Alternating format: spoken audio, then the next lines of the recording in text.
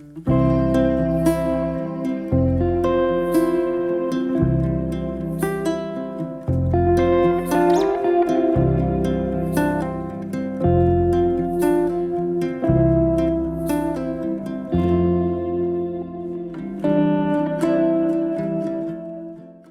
saludo muy especial para todos nuestros amigos.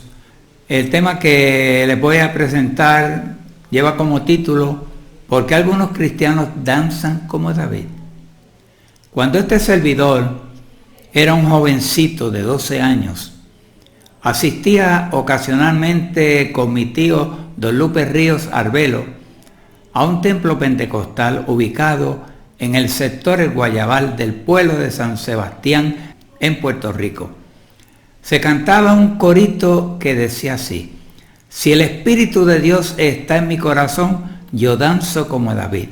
Si el Espíritu de Dios está en mi corazón, yo danzo como David. Yo danzo, yo danzo, yo danzo como David. La letra de este coro está basada en el siguiente pasaje de la Biblia, registrado en 2 de Samuel, capítulo 6, versículo 5. Y David y toda la casa de Israel danzaban delante de Jehová. Pero ¿qué dice el verso 18? Dice: y cuando David había acabado de ofrecer los holocaustos y ofrendas de paz. Entonces, ¿por qué no cantar el corito con la siguiente letra? Si el Espíritu de Dios está en mi corazón, ofrezco holocausto, yo ofrezco holocausto como David. Si el Espíritu de Dios está en mi corazón, yo ofrezco holocausto como David. Yo ofrezco holocausto como David. En 2 de Samuel, capítulo 6, verso 16, dice que David saltaba.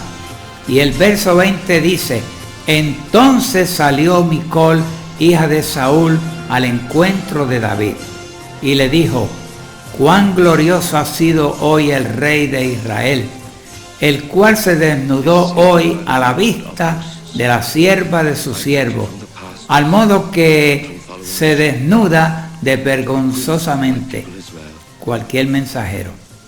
Versión moderna de Pratt, Sociedades Bíblicas en América Latina. Si los cristianos hoy en día tienen que danzar como David danzó, entonces, ¿por qué no desnudarse cuando se danza como lo hizo David? ¿Por qué coger una porción de un texto y descartar lo demás? Amigo, si usted lee la Biblia con la ayuda de una concordancia y toma tiempo para buscar la palabra danzar, se dará cuenta inmediatamente que no se danzaba en el templo ni en la iglesia apostólica.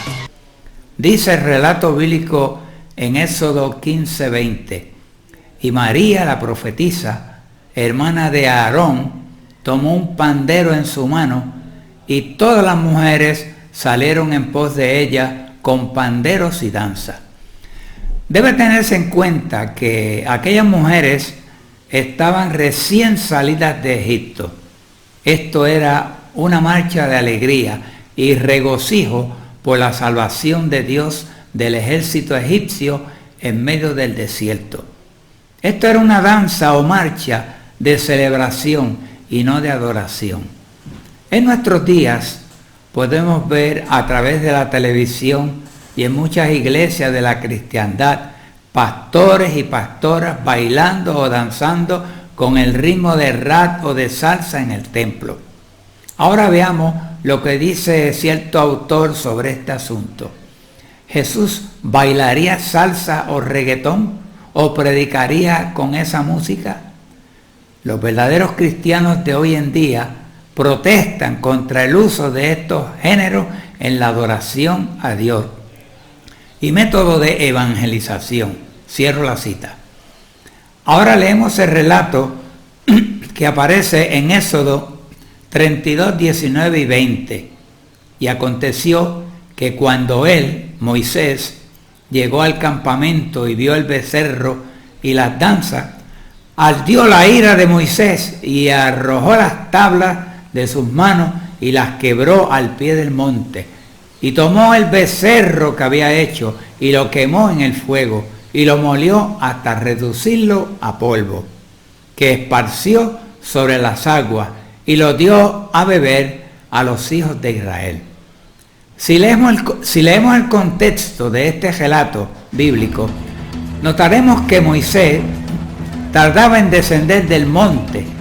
Se acercaron entonces a Aarón y le dijeron: levántate, haznos dioses que vayan delante de nosotros, porque a este Moisés, el varón que nos sacó de la tierra de Egipto, no sabemos qué le haya acontecido. Y Aarón les dijo: apartad los zarcillos de oro que están en las orejas de vuestras mujeres, de vuestros hijos, de vuestras hijas, y traédmelo. Entonces todo el pueblo apartó los zarcillos de oro que tenían en sus orejas, y los trajeron a Aarón, y él los tomó de las manos de ellos, y le dio forma con buril, e hizo de ellos un becerro de fundición. Entonces dijeron: Israel, estos son tus dioses, que te sacaron de la tierra de Egipto. Y viendo esto, Aarón edificó un altar delante del becerro y pregonó Aarón. Y dijo: mañana será fiesta para Jehová. Es citado de Éxodo capítulo 32, versos del 1 al 5. En primer lugar, notaremos que aquel pueblo estaba tan contagiado con las costumbres que aprendieron en Egipto, que empezaron a usar zarcillos de oro en las orejas y a danzar. En segundo lugar, aprendemos de este relato bíblico que hay dos clases de dirigentes eclesiásticos: unos blandengues como Aarón, que complació al pueblo violando el mandamiento contra la idolatría. Muchos se perderán por causa de los dirigentes arónicos. Otros firmes como Moisés, que se mantuvo fiel. Si Moisés hubiera estado presente, tal idolatría no se hubiera practicado. Cito de Éxodo capítulo 32, verso 25. Y viendo Moisés que el pueblo estaba desenfrenado, porque Aarón lo había permitido, para vergüenza entre sus enemigos. En nuestros días existen algunos dirigentes arónicos que permiten la danza al son de la música que no es apropiada para adorar a un Dios todopoderoso.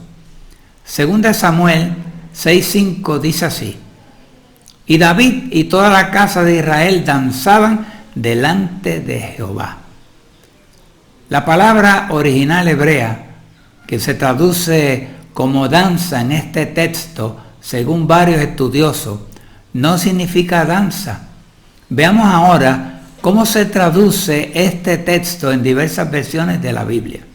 Boveri Cantera: David y toda la casa de Israel retozaban delante de Yahvé. Sexta edición, Madrid. Versión moderna de Prats: y David y toda la casa de Israel hacían alegrías delante de Jehová. Sociedades Bíblicas en América Latina.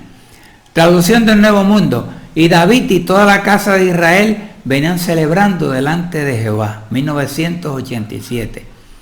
Dice Alejandro Riff: ¿qué otros relatos bíblicos nos hablan de la danza? Veamos el siguiente. Si hablamos de otro caso, cuando Moisés bajaba del monte con 2 tablas de la ley, se encontró con el pueblo adorando un ídolo, un becerro de oro, y con una música estruendosa que parecía alaridos de guerra, según Éxodo 32, 17 y 18. Muy parecido a los que muchos hoy en día tildan de alabanza. ¿Y qué más hacían? Danzaban como si fuera poco despojado de su ropa. En esto se caracteriza la música del pecado, que es estruendosa, no te deja pensar, te aturde. Y lo triste es que muchas iglesias usan los llamados grupos de adoración o conjuntos musicales cuya potencia y algarabía se escucha desde 1 kilómetro, como el caso de este ejemplo bíblico. Hay otros relatos y pasajes del Antiguo Testamento que nos hablan de la danza, pero destaquemos algunas particularidades del pueblo judío. La danza era particular de las mujeres, las cuales danzaban solas, no con hombres. Su fin no era alabar a Dios, sino parte de su cultura, y por supuesto no se danzaba en el templo. La música mundana en la iglesia no es la enfermedad, sino el síntoma de un problema doctrinal y espiritual que tiene en el seno de la misma. Por lo general, doctrina fiel va de la mano con música reverente. Es muy triste pensar que algunos líderes que debieran estar luchando en contra de la ola musical demoníaca que ha invadido a las iglesias y a la juventud, tildan de fariseo a aquellos que están anunciando al pueblo su rebelión. No permitamos que nuestras mentes sean nubladas para que podamos ver la mezcla entre lo santo y lo profano. Concluyo este tema con las palabras de Rubén Leza: quien se aventura a escribir o a hablar sobre música en el contexto de la iglesia hoy está sujeto a lluvia turbonada. ¿Por qué? Porque un número cada vez mayor de personas está ofreciendo fuego extraño al Señor. Hace poco salimos de cabeza baja de una iglesia por causa del tipo de música presentada durante el culto de adoración. Tenemos certeza de que los ángeles también se retiraron de cabeza baja. No queremos imitar a nadie, mas lo que se presenta como música en alguna de nuestras iglesias hoy en día es una vergüenza. Amigo, decídete por la verdad sin más demora.